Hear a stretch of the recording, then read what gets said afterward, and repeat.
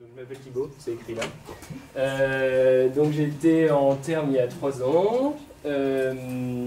Et donc depuis, j'ai fait du coup une classe prépa scientifique. Donc je vais en parler un peu rapidement. Donc si vous savez pas ce que c'est, mais du coup j'ai fait une PCSI puis une PSI en 2e année. Et j'ai intégré du coup l'été dernier l'école des ponts Paris-Tech, anciennement école des ponts et chaussées, qui est une école d'ingénieurs.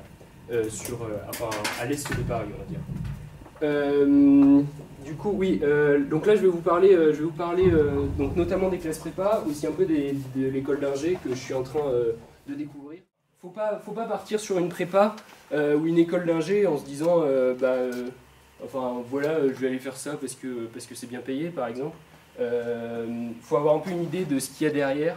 Donc principalement, en fait, il y a 3 grands, on va dire qu'il y a 3 grands corps de métier, dont un en fait qui est hyper vaste. Après une école d'ingé, puisque une prépa scientifique mène à peu près exclusivement à des écoles d'ingénieurs. Je dis à peu près exclusivement, je vais préciser pourquoi. Donc le premier corps de métier qui est vraiment très vaste, c'est l'ingénierie. L'ingénierie, on va voir que c'est, ça veut tout et rien dire, mais donc pour l'instant je passe à ce qui est plus facile à définir. La recherche, donc en fait, la recherche, vous allez dans à peu près toutes les écoles d'ingé. Toutes les écoles d'ingé sont en lien avec des labos de recherche. Dans mon école, on a 12 labos de recherche de pointe. Donc, et en fait, la plupart de nos profs sont soit des chercheurs, en plus, donc, qui en fait le reste de leur temps bossent donc, dans leur discipline sur des problèmes entre guillemets d'actualité, c'est-à-dire ils refont pas des choses qui ont déjà été faites, ils innovent. Et si c'est pas des chercheurs, c'est généralement des thésards, donc des gens qui font une thèse dans l'école, donc qui font aussi de la recherche en fait. Et il y a donc en fait une classe d'école plus particulière qui est encore plus tournée vers la recherche, on va dire, parce que nous on a l'opportunité, en fait, en étant élève ingénieur, de se former à la recherche et éventuellement après de partir vers un cursus de recherche avec une thèse, etc. Il y a un type d'école qui s'appelle les écoles normales supérieures, donc qui sont des écoles qui sont difficiles à avoir, mais qui sont très tournées vers la recherche et vers l'enseignement, très exclusivement. C'est-à-dire que dans la plupart des écoles d'ingénieurs, il faut le savoir, vous aurez, on va dire, facilement le choix entre, d'une part, partir vers un ingénieur dans le cadre public ou privé, mais vraiment ingénieur, typiquement pas tourné vers la recherche forcément. Et alors que dans ces 2 écoles, vous allez être très tourné vers la recherche ou l'enseignement dans le secondaire supérieur. Donc c'est je ne sais pas si j'ai dit le nom, c'est les écoles normales supérieures. Donc il y en a 4 en France, qui sont donc en fait des écoles, on va dire, d'élite dans le domaine de la recherche et de l'enseignement, et c'est très tourné là-dessus. Donc il faut le savoir, mais bon, vous avez un peu le temps, mais voilà, je vous fais une bonne introduction. Du coup, la question quand même, avant de continuer, c'est qu'est-ce que c'est que l'ingénierie en fait, tout simplement. Donc l'ingénierie, c'est super vaste. Je ne sais pas si est-ce que certains parmi vous ont une idée, auraient une définition à donner de l'ingénieur. Vous avez une idée un peu de comment... une définition, premier rang? Oui, par exemple. Oui, c'est très bien, je sais pas. Tout ce qu'informatique, mécanique, Ok. électrique. Oui, mais qu'est-ce qu'il fait l'ingénieur en fait? Ah oui, Bon, alors c'est pas le Larousse, hein. Moi je définis l'ingénieur comme ça, en fait, l'ingénieur c'est tout simplement quelqu'un qui va être appelé à résoudre des problèmes, donc c'est hyper vaste. On va faire appel à l'ingénieur. En fait, l'ingénieur, même si généralement il va recevoir une formation un peu tournée vers un domaine, il peut être appelé très rapidement à devoir s'adapter à n'importe quel problème. Il est assez classique dans le monde de l'ingénierie qu'on soit embauché dans une boîte qui commence par faire votre domaine de compétences ne m'intéresse pas en fait. Par contre, je vous donne 3 mois, on va vous former là-dessus, et dans 3 mois, vous êtes compétent sur les problématiques qui nous intéressent. Après, si vous ne voulez pas faire ça, vous n'acceptez pas l'offre d'emploi. Alors, et du coup, l'ingénierie, donc, ce que disait votre camarade ici, l'ingénierie, elle est présente dans énormément de domaines. Je vais en lister quelques-uns, mais en fait, chacun de ces domaines est aussi hyper large. Donc, mais ça touche vraiment à beaucoup de choses. Donc le bâtiment, les transports, l'énergie, l'industrie, l'aéronautique, l'aérospatiale, les banques, l'assurance, enfin souvent c'est un domaine où les ingénieurs sont maintenant énormément présents. La logistique, l'agroalimentaire, etc. On pourrait en citer encore tout un paquet. Ok, donc comment on arrive à une école d'ingénieur? Donc il y a deux voies, on va dire, principales, parce qu'il y a aussi moyen de passer par l'université et par des BTS, je sais pas, IUT, je sais que ça se fait. Mais après, en fait, ça dépend les écoles d'ingénieurs. Mais donc il y a une voie classique qui vous permet d'aller à peu près dans toutes les, enfin, je pense, dans toutes les écoles d'ingénieurs qui existent en France. C'est donc la prépa généraliste, qui se fait en 2 ans, 3 si vous retapez la deuxième année. Enfin, en fait, si vous choisissez de redoubler la deuxième année, si vous n'avez pas, au bout des concours, une école d'ingénieur qui vous plaît, vous pouvez demander à faire une 3e année. Donc il y a les concours à la fin des 2 ans, et après vous avez une école d'ingénieur en 3 ans, généralement. Il y a quelques exceptions. Si vous faites une césure, en plus, ça rajoute vraiment... Enfin, alors les avantages, donc là c'est une vue personnelle, hein, c'est une vue personnelle parce que j'ai été amené à réfléchir à ce choix comme vous le saurez peut-être. Donc les avantages selon moi de la voie classique, il y a un plus large choix d'écoles et des écoles plus cotées en fait dans le classement des écoles d'ingénieurs qui sont accessibles par cette voie que par la seconde voie après. Il y a plus de temps pour réfléchir à son orientation, tout simplement parce qu'en fait, pendant 2 ans, vous continuez à faire des sciences, vous faites beaucoup de sciences, vous faites des sciences qui sont en fait assez généralistes. On vous introduit, on va dire, les sciences sérieuses. Pour l'instant, vous faites des sciences rigolotes. On commence à entrer dans le vif du sujet en prépa. Mais bon, pour vous donner un ordre d'idée, ce qu'on aborde en prépa, généralement, c'est des gens qui ont découvert ça au XVIe ou XVIIe siècle. Hein. On est encore loin dans le temps. Pour vous donner une idée, là, en première année d'école d'ingé, au niveau scientifique, on commence à toucher à des travaux qui ont été faits dans les années 50-60. Pour vous donner, donc pour vous dire qu'actuellement, en fait, les gens qui sont à la pointe de leur domaine, c'est des gens qui sont très compétents. Et donc il y a un meilleur aperçu des domaines d'ingénierie qu'en termes, parce que pour l'instant, les domaines que je vous ai énoncés, etc., ce qu'il y a scientifiquement derrière, vous en avez une idée sans doute moins précise que l'idée que j'en ai moi, parce qu'en fait, on commence à avoir une idée des applications, etc., quand on vous introduit du coup en physique, en mathématiques, et enfin chimie, sciences de l'ingénieur, quand on vous introduit en prépa, ça vous permet d'avoir un peu une idée. Il y a des domaines de la physique qui peuvent intéresser plus que d'autres. Moi, j'avais horreur en prépa de la partie ondulatoire, c'est-à-dire, on a toute une partie qui est l'étude des ondes, en fait, et par exemple qui est très présente dans toutes les écoles de télécommunications, forcément. Donc moi, je suis sorti de prépa en me disant, dans mon classement d'école que j'avais demandé, à l'issue des concours, il y a une école qui est une très bonne école, très bien placée sur Paris, qui s'appelle Télécom Paris. Ils sont à la pointe de leur domaine dans les télécoms, c'est un peu la référence. Et dans mon classement, je crois que je ne l'avais même pas classé, quoi. Je ne voulais pas y aller, c'était hors de question. Donc voilà, ça peut permettre ceci. Enfin, le dernier point, c'est, donc j'ai mis entre guillemets, apprendre à réfléchir, dans le sens où les sciences en fait, que vous faites là, je caricature un peu, mais vous avez beaucoup, dans la démarche, c'est beaucoup, on vous donne des outils qui sont des théorèmes, des connaissances, et vous avez à les appliquer sur un problème donné. Il y a une démarche en prépa qui commence à être beaucoup plus... alors bien sûr, c'est des choses qui ont déjà été faites, hein, vous ne découvrez rien quand vous êtes en train de faire un devoir écrit en prépa, mais on vous donne plus un problème à résoudre, et c'est vous, la voie entre guillemets est beaucoup moins tracée qu'au lycée. Et c'est vous, notamment en mathématiques, on vous demande de démontrer des choses, et donc vous arrivez à un mode de raisonnement qui suscite plus la démarche personnelle et la compréhension profonde des problèmes. Les inconvénients, bon, je ne vais pas vous le cacher, une prépa généraliste, c'est beaucoup de travail. Alors après, bon, j'ai connu des gens qui étaient en prépa, qui travaillaient peu, voire pas. Il y en a pour qui ça se passait pas bien. Il y en a pour qui ça se passait bien, mais ils étaient doués de facultés intéressante. Après, chacun vit sa prépa comme il le souhaite et ça dépend des objectifs de chacun. Si vous avez comme objectif, comme c'était mon cas, de sortir de prépa en me disant d'une part j'ai appris des choses et d'autre part j'ai envie d'avoir entre guillemets, une bonne école derrière, donc ça nécessite du travail et tout simplement parce qu'au bout il y a un concours et que c'est les meilleurs qui sont pris dans les meilleures écoles. C'est tout. Enfin, oula, il y a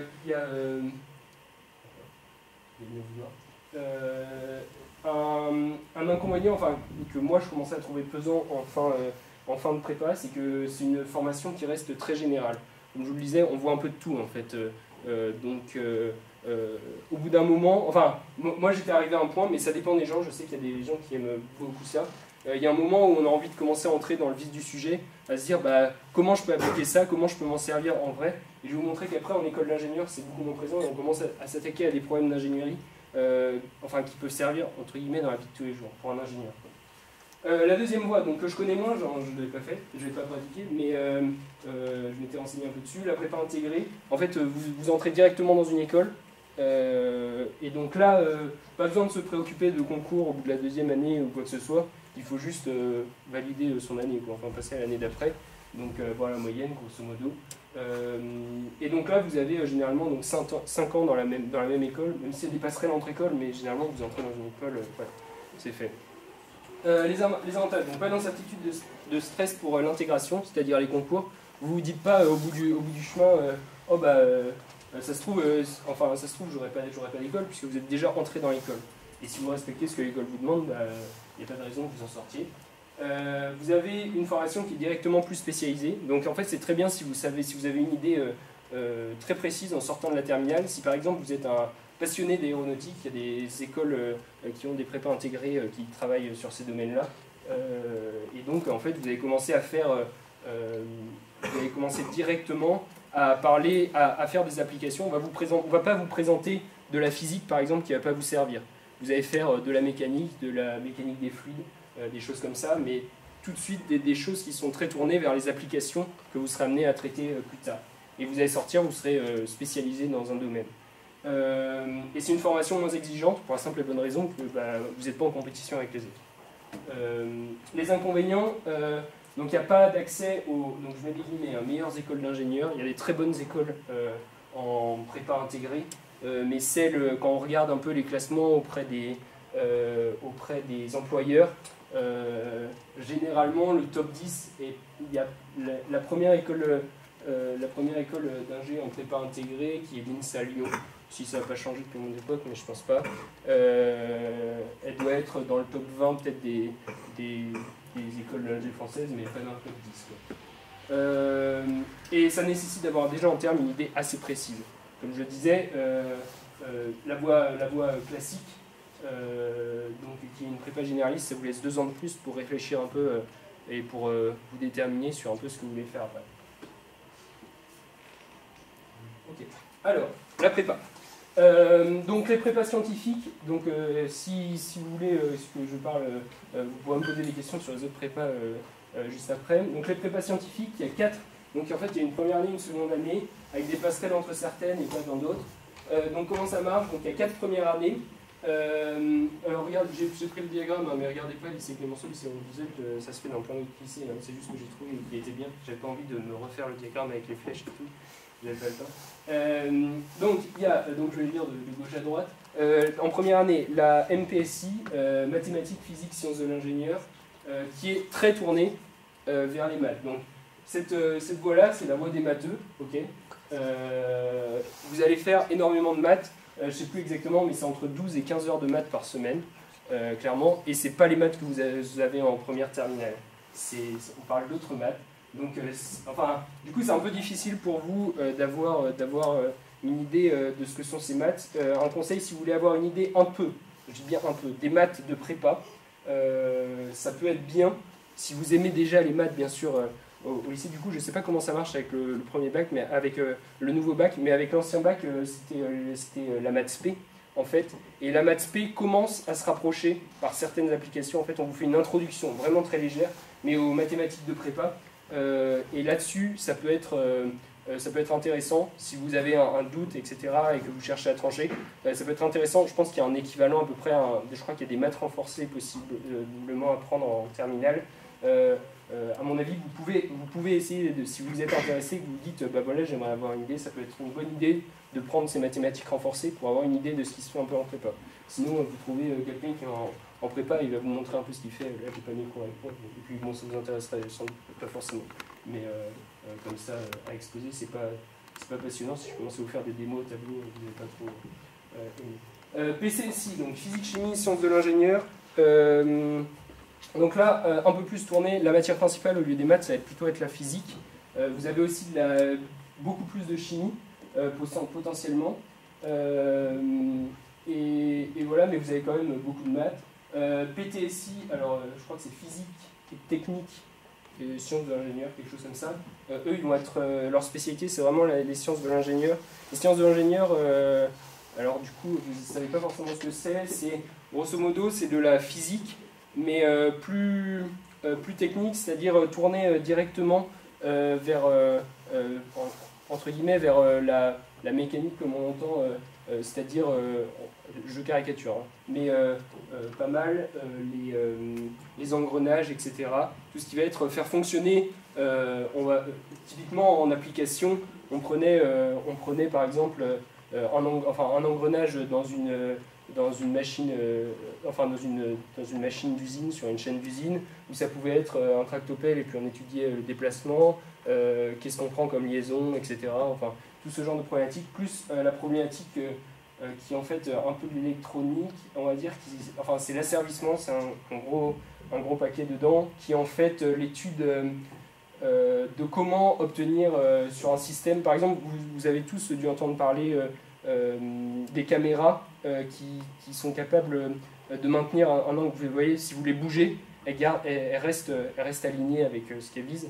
Si vous êtes comme ça, par exemple, une caméra, je ne sais plus exactement quel nom, vous courez, vous avez une sorte de GoPro perfectionnée, et puis bah, c'est nul, si votre vidéo elle fait ça tout le temps, bah, c'est pas très beau. Alors là, vous avez une caméra et elle garde sa stabilité en gros, avec un biais stabilisateur, je crois que ça s'appelle.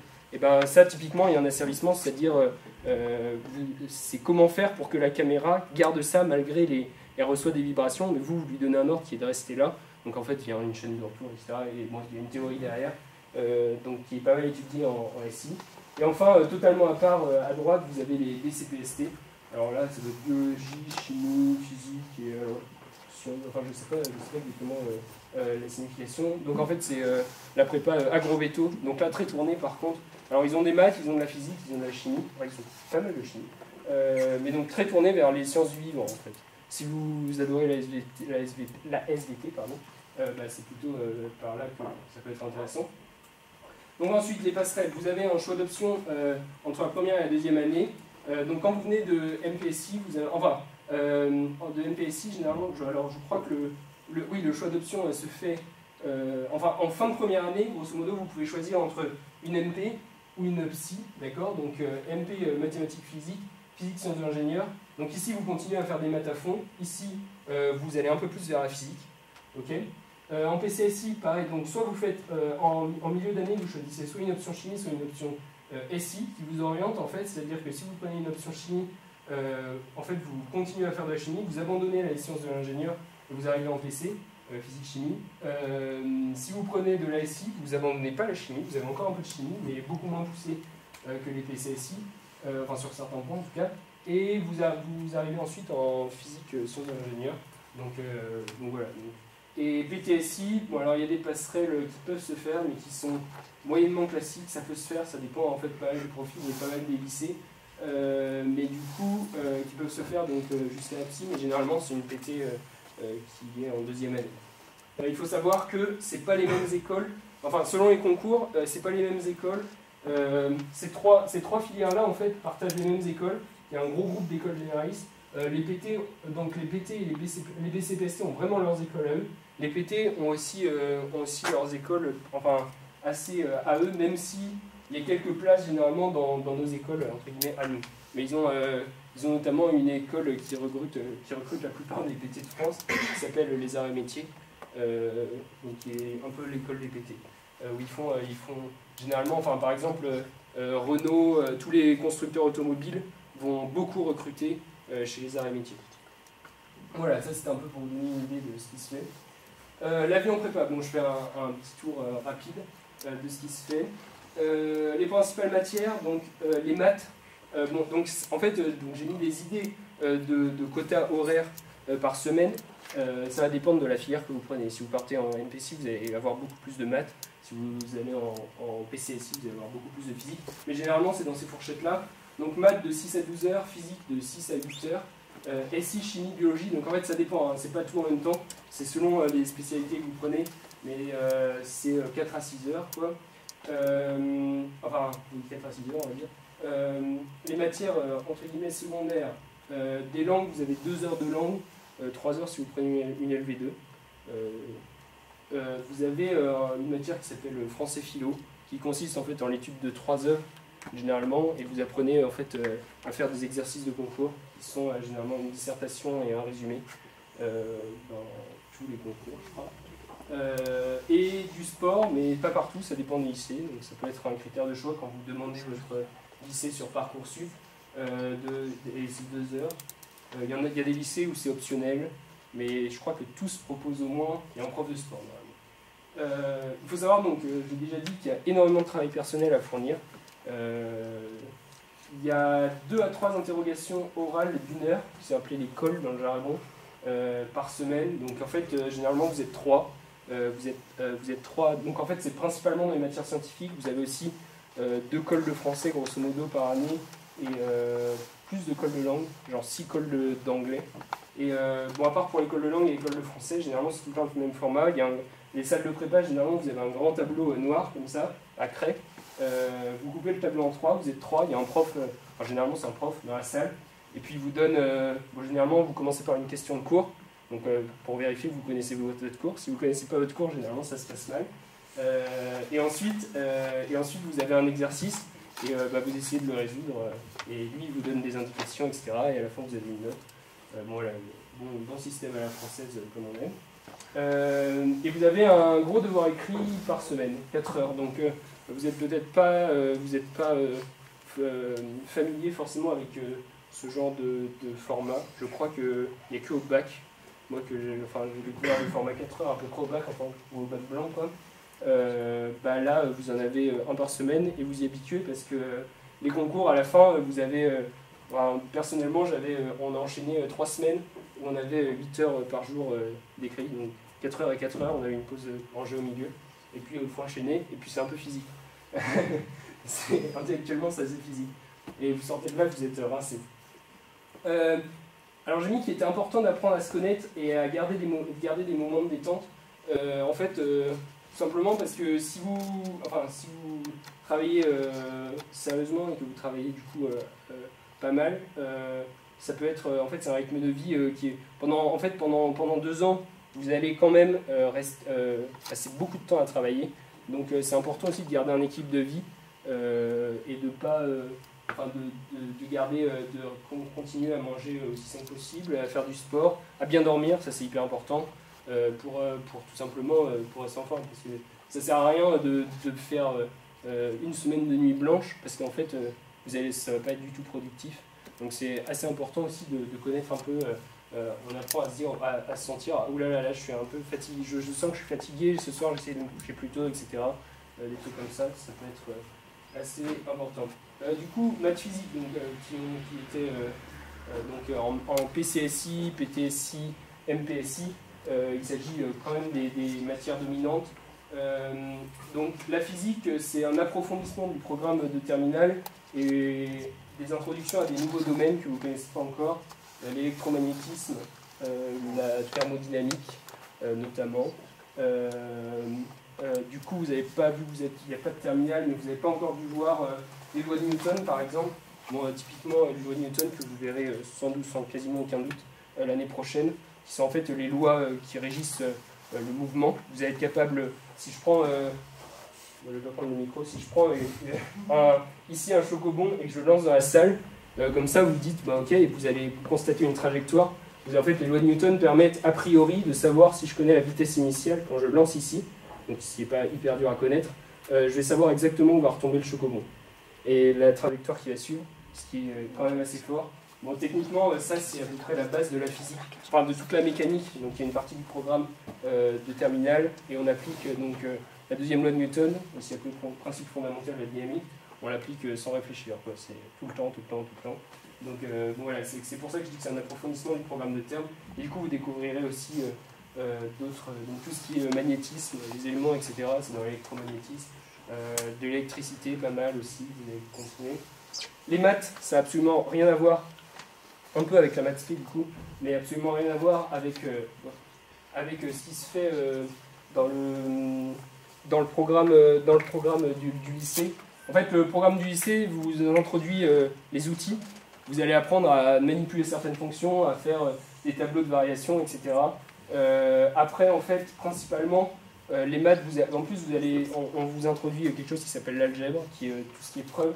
Mais principalement, les maths, en fait, c'est l'énoncé, ça va pas être, l'énoncé, typiquement, ça va être prouver telle chose, des convergences de suite, etc.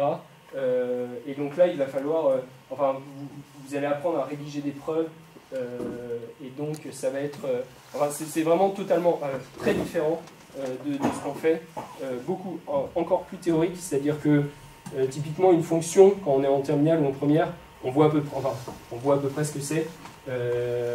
Quand là, on passe dans des choses qui sont encore plus théoriques, mais qui ont, contrairement à ce qu'on peut penser souvent on dit les maths ça sert à rien. Je vous assure que c'est pas vrai, je suis en école d'ingénieur, et en fait, à peu près toutes les technologies aujourd'hui, rien qu'on regarde dans cette salle, n'auraient pas été faisables sans les avancées en mathématiques au XXe siècle.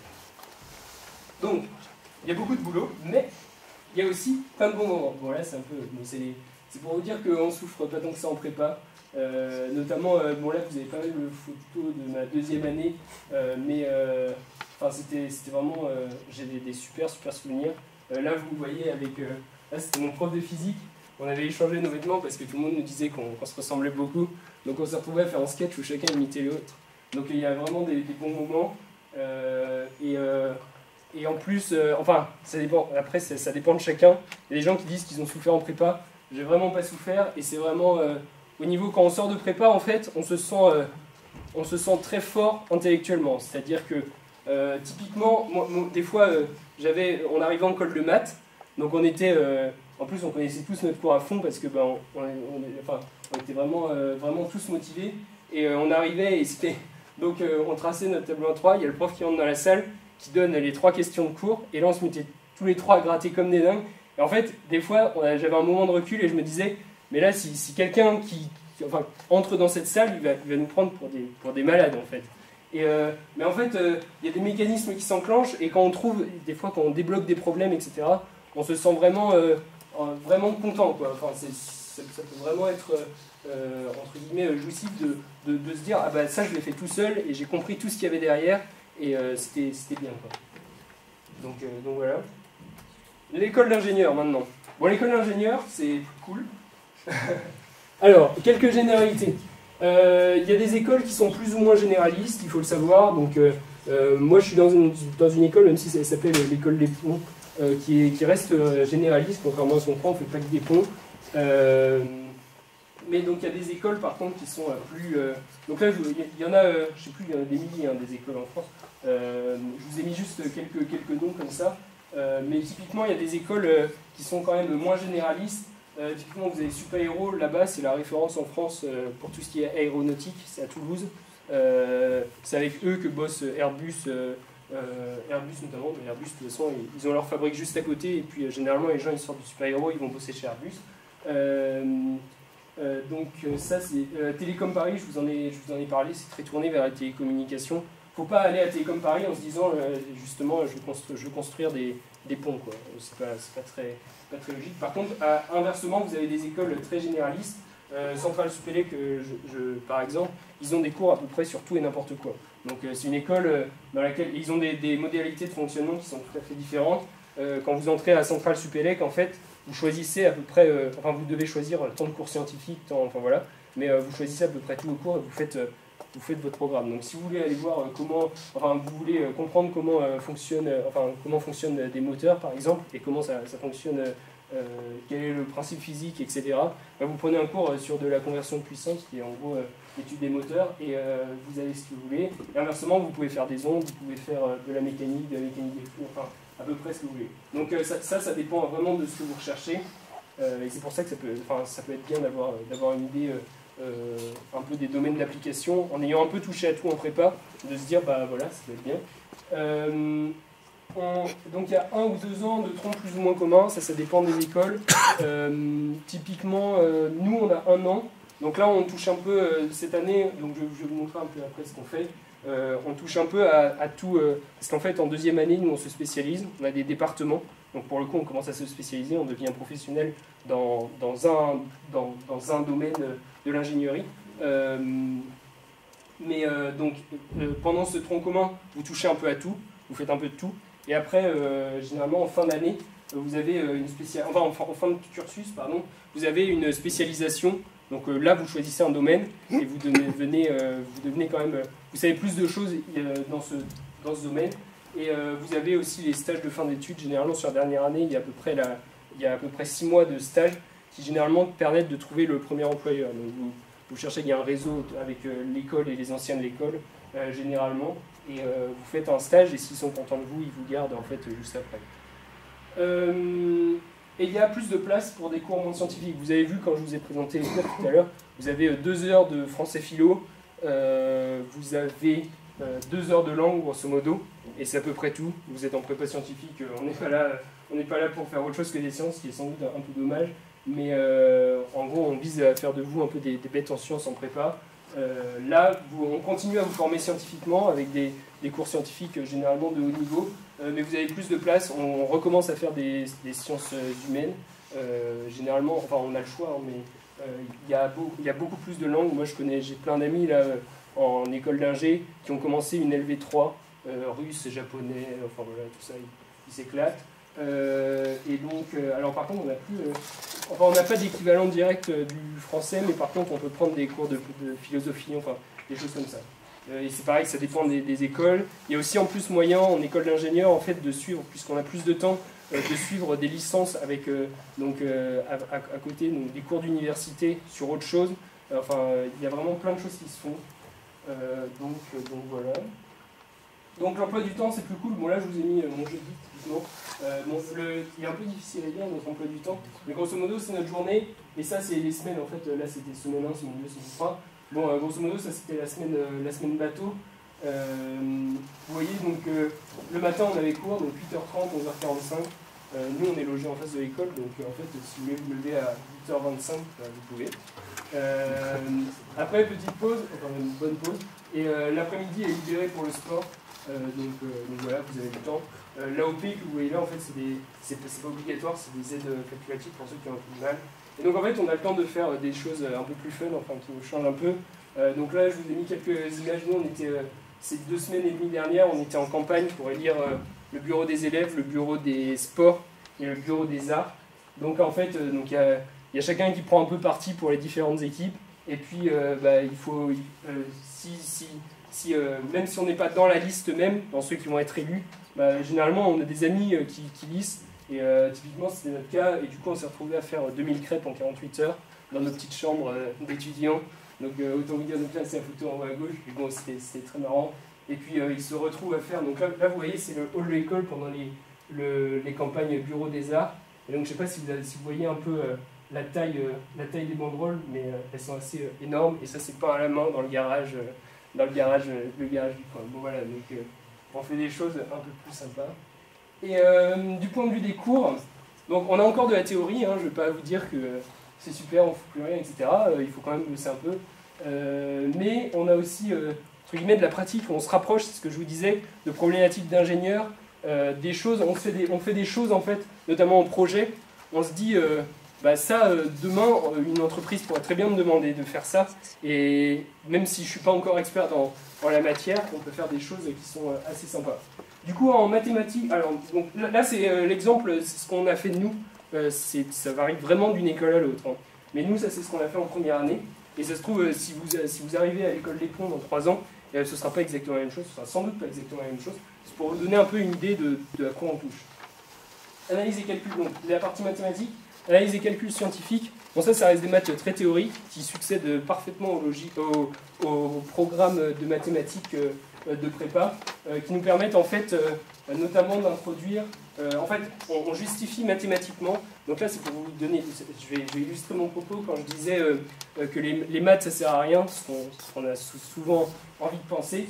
En analyse et calcul scientifique, en fait, on a eu donc 12 séances, donc 12 fois 3 ou 4 heures de cours, où en fait, on nous a amené à construire. Donc c'est là quand je disais qu'on arrivait dans les mathématiques de 1950. Le gars qui a fait ce qu'on a vu là, il a eu le prix Nobel pour ça, c'est un Français d'ailleurs. Il a eu le prix Nobel pour ça en mathématiques. Enfin, c'est pas du coup, il a eu la médaille Fields pour ça, parce qu'il n'y a pas de prix Nobel en mathématiques.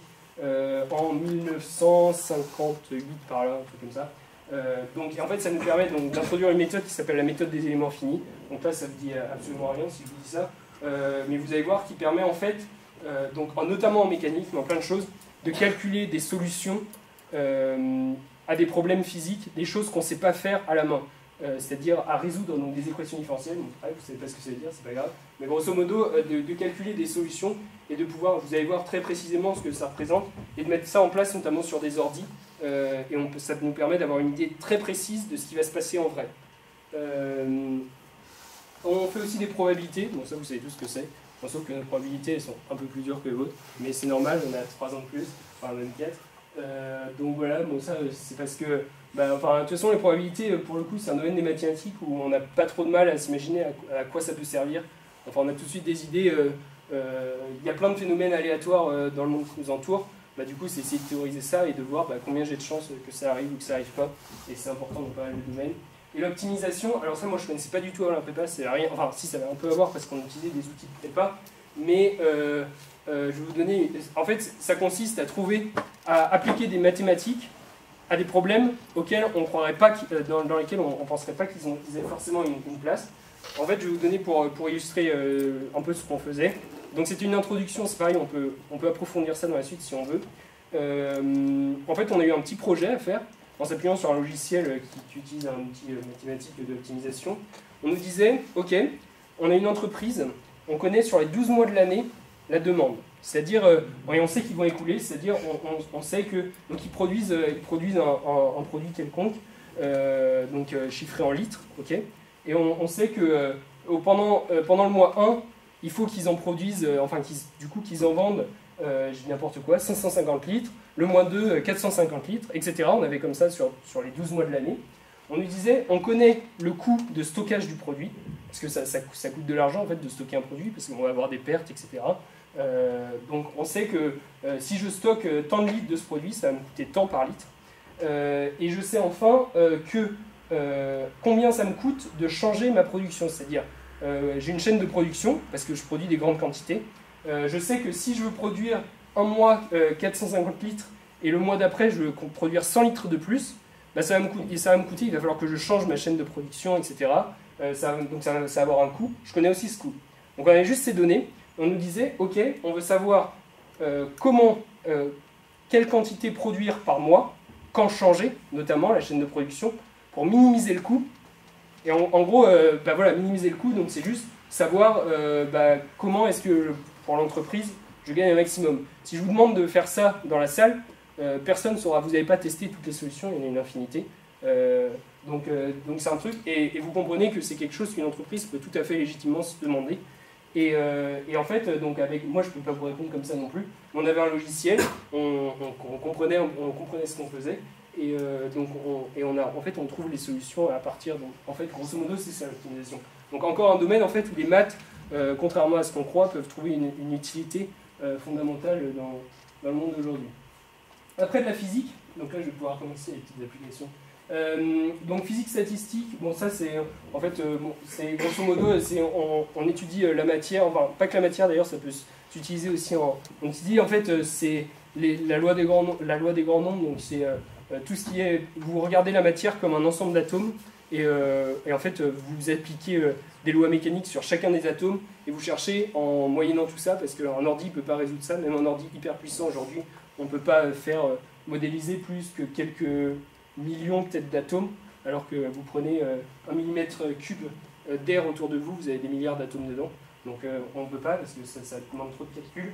Et la physique statistique, ça s'attaque à ces problèmes et comment est-ce qu'on élabore des lois générales sur quelque chose qui est à partir de trucs qui sont microscopiques. Et la mécanique des milieux continus, alors ça c'est très concret, c'est quand je m'assois sur une chaise ou quand je fais ça, comment la chaise se déforme, est-ce qu'elle va tenir le poids, etc. etc. Donc là je fais... Et c'est en mécanique des milieux continus donc là je vous montre un peu ce qu'on fait, notamment en projet. Alors... Ah non, c'est pas là. C'est là. Donc en fait, là on a un projet, on choisissait, enfin je suis en train de buzzer dessus, hein, mais on choisit un objet et on essaye d'appliquer ce qu'on a vu en MMC à partir d'un logiciel que vous voyez ici et que je vais utiliser tout de suite, et de se dire ok, bah, on étudie comment cet objet va se déformer si je lui applique telle force, etc., etc. Donc moi j'ai choisi d'étudier une charpente, comme vous pouvez le voir au nombre des nombreux titres. Bon, il faut qu'il se lance. Hein. Mais, donc ça, c'est du code que j'ai tapé, d'accord. On comprend ce qu'on fait. Donc là, vous avez... Bon, c'est en simplifié, hein, heureusement, parce que sinon, ma charpente, elle a un petit problème. C'est totalement amplifié par ordinateur, mais sinon, on ne voit rien, en fait. Donc là, vous avez la structure de base, donc, qui est simple. Là, actuellement, je suis en train de travailler pour essayer de passer en 3D, mais ça demande plus de calculs, etc. Et là, vous avez la structure en vert qui est au début. Et là, vous avez la déformation approximée, c'est-à-dire comment, donc là, vous voyez, j'ai mis un point en fait ici et ici, sur les deux, et donc comment la charpente se déforme. Et donc voilà, ça c'est une solution. Et en fait, ça, ce sera impossible sans les mathématiques dont je vous ai parlé, la méthode des éléments finis. Alors, en fait, tout ce qui est codé là-dedans, parce que bon, c'est pas moi qui ai fait le logiciel par contre, c'est des gens qui sont très calés, mais il paraît qu'ils l'ont fait dans les années 1950, et ça utilise la méthode des éléments finis.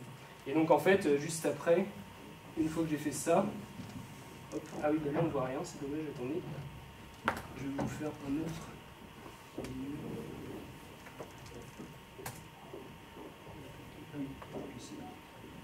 Voilà. Celle-là sera peut-être mieux. Voilà, bon, c'est une autre, hein, tout simplement. Alors ça doit être exactement les mêmes conditions, mais c'est pas grave. Voilà, et après vous avez ça, donc notamment qui vous donne, donc plus c'est rouge, plus c'est les endroits où entre guillemets ça appuie fort et ça se déforme fort. Et donc c'est là que je vais regarder, selon mon matériau, bah, est-ce que, parce qu'on connaît les limites, des critères expérimentaux, est-ce qu'à cet endroit ça va rompre ou pas, est-ce que c'est dangereux, est-ce qu'il faut que je fasse un matériau plus épais ici ou pas. Donc c'est encore des problèmes qui ont tout à fait leur place dans l'ingénierie d'aujourd'hui.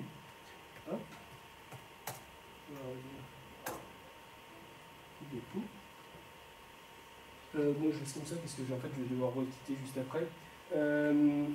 Alors, on fait aussi de la programmation. Bon, ça, vous avez une idée plus précise de ce que c'est. Donc, nous, c'est une introduction à la programmation, un langage de programmation. S'il y a quelques programmeurs parmi vous qui apprennent de leur côté, on fait du C++. Et en fait, on fait des trucs très marrants. Je vais vous montrer ça tout de suite. Donc, par exemple, on fait ça. Donc ici, vous avez, c'est des jeux. En fait, notre prof nous fait apprendre en nous faisant programmer des jeux. Donc ici, vous avez deux joueurs en deux. Le but, c'est un duel, c'est de toucher l'autre. Et en fait, ici, ça modélise des soleils avec la gravitation. Et vous tirez grosso modo une planète. Donc voilà, par exemple, je fais ça. Hop. Et bon, par contre, ça rebondit sur... donc, je sais pas. Bon, là, elle est partie hors de l'écran, mais elle va revenir, voilà. Et vous voyez, et le but, c'est de toucher. Et au bout d'un certain temps, bah, ça va être à l'autre joueur de jouer, etc. Ok, bon, voilà. C'est un exemple. On fait aussi, je vous montre un peu. Bah, là, ça c'était notre examen. On devait programmer un 2048. Je pense. Mais bon, voilà. Alors, voilà, et puis comme ça, et puis hop. Bon, voilà. Il marche à peu près dans 2048. Bon, bah, alors bien sûr, les graphismes sont un peu élémentaires, etc. Hein, mais en même temps, on n'est pas des programmeurs pro. C'est sympa. Hop, je continue à vous montrer un peu. Alors ça en fait, donc c'était un exo, on nous disait juste, le but c'est on a un robot, il se déplace de manière aléatoire, et il faut il peut pas repasser à des endroits, il peut juste revenir sur ses pas, mais il peut pas repasser quand il découvre, quand il est à côté d'une, il peut pas aller sur une case qu'il a déjà découverte, sauf s'il revient sur ses pas. Et il doit découvrir toutes les cases du tableau. Et donc ça, fallait, donc voilà, vous voyez, donc là il a fini. Et donc c'est totalement, enfin c'est à peu près aléatoire. Et donc voilà, il se déplace. Et si je le relançais, et alors si vous arrivez à mémoriser ça de tête, je peux le relancer. Et il ne va pas du tout me faire le même chemin.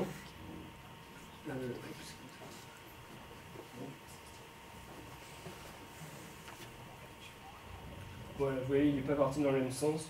Et il le refait. Et enfin, on en a fait d'autres, hein, mais je vous montre. Là, le dernier truc qu'on a à faire, donc d'abord c'était un snake. Donc, vous voyez, il s'allonge, c'est un peu long, mais... Et donc si par exemple je lui fais manger sa queue, oh j'ai perdu, voilà. Et à partir du snake, en fait, comme c'est à peu près le même principe, on avait un truc, bon là je vais perdre direct parce que c'est un peu dur de jouer tout seul à un jeu à deux, mais grosso modo, bon alors vous allez voir, les graphismes aussi sont pas incroyables. Bon là ça explique les joueurs. Le jeu Tron, en gros, c'est deux motos, vous savez, qui laissent leurs traces, il ne faut pas rentrer dans la trace de l'autre. Et le but, c'est de faire l'autre se rentrer dans sa trace. Bon voilà, là si je clique sur la fenêtre, vous voyez, j'ai mes motos. Bon alors, bon, vous noterez qu'il y en a un qui conduit de dos, enfin voilà, c'est pas optimal, mais... Et puis si je fais ça... Voilà. Bon voilà, c'est juste un peu... Mais on apprend à faire des trucs qui sont assez marrants. Après on a des langues, des sciences humaines. Nous on est dans une école un peu tournée développement durable, donc on a aussi des intervenants qui nous parlaient de développement durable, des problématiques actuelles. Et puis on a des projets, des échanges, des stages. Donc là typiquement moi au second semestre, je pars en échange en Erasmus à Madrid, donc je vais étudier en gros 4 mois à Madrid, enfin dans une université espagnole. Et puis en fin d'année on a un stage, enfin voilà. Et bon là je vous aurais bien montré il faudrait que je me mette sur ma 4G, mais éventuellement, enfin je pourrais, si vous voulez. C'était pour montrer un projet design, donc c'est un truc qui se fait dans notre école qui est assez sympa. Il y a des étudiants, notamment de l'école d'architecture, qui viennent d'à côté, et donc il y a des thématiques, on s'inscrit dans une thématique, et on fait des grandes structures, par exemple en bois. Enfin, il faut donc les étudiants ingé, ils vont plutôt regarder si c'est faisable sur le plan technique, et les étudiants à design, eux, ils vont plutôt chercher à faire un truc, enfin voilà, travailler le graphisme, enfin le design tout simplement là-dessus. Et puis voilà. Ça serait tout. Il y a une diapo qui sert à rien à la fin. Voilà.